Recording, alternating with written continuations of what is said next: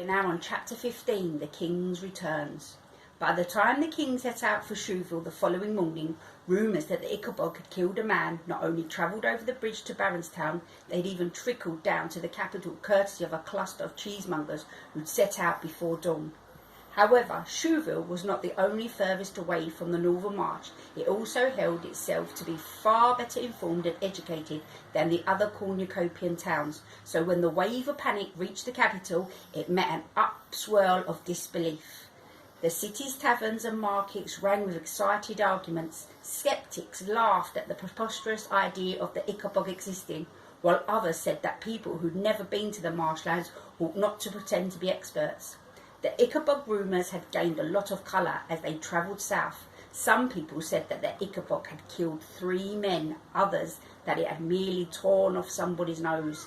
In the city within the city, however, discussions were seasoned with a little pinch of anxiety.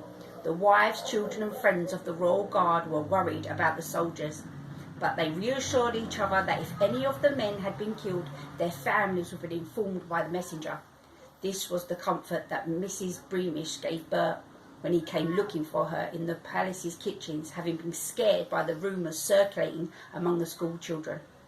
"The king would have told us if anything had happened to Daddy," she told Bert. "Here now, I've got you a little treat." Mrs. Beamish had prepared hopes of heaven for the king's return, and she now gave one that wasn't quite symmetrical to Bert. He gasped because he only ever had hopes for heaven on his birthday, and bit into the little cake at once. His eyes filled with happy tears as paradise wafted up through the roof of his mouth and melted all his cares away. He thought excitedly of his father coming home in his smart uniform, and how he, Bert, would be centre of attention at the school tomorrow, because he knew exactly what had happened to the king's men in the faraway marshlands. Dusk was settling over Shoeville when at last the king's party rode into view. This time Spittleworth hadn't sent a message to tell people to stay inside. He wanted the king to feel the full force of Shoeville's panic and fear when they saw His Majesty returning to his palace with his body of one of the Royal Guard. The people of Shoeville saw the drawn, miserable faces of the returning men and watched in silence as the party approached. Then they spotted the wrapped-up bodies slung over the steel grey horse, and gasps spread through the crowd like flames up through the narrow cobbled streets of Shoeville. The king's party moved, and men removed their hats, and women curtsied, and they hardly knew whether they were paying their respects to the king or the dead man. Daisy Tavtail was one of the first to realise who was missing.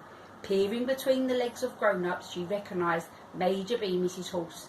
Instantly forgetting that she and Bert hadn't talked to each other since the fight of the previous week, Daisy pulled free of her father's hand and began to run, forcing her way through the crowds, her brown pigtails flying. She had to reach Bert before he saw the body on the horse. She had to warn him, but the people were so tightly packed that fast as Daisy moved, she couldn't keep pace with the horses.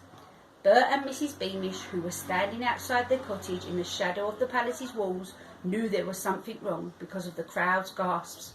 Although Mrs. Beamish felt somewhat anxious, she was still sure that she was about to see her handsome husband, because the king would have sent word if he'd been hurt.